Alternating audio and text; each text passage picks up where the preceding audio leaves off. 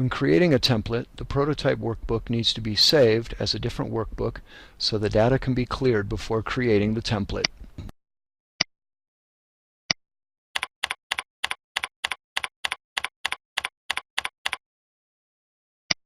Once the workbook is saved, click the Show Formulas command located in the Auditing group of the Formulas tab so you don't accidentally clear any functions and formulas.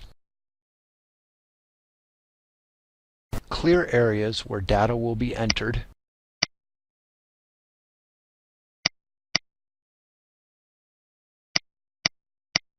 Turn off the Show Formulas command, then click back on the File tab. Do another Save As, but this time as a template. Let Excel save it in the default template area. Once done saving, you can click on the File tab, select New, select the Personal tab, and your template is ready.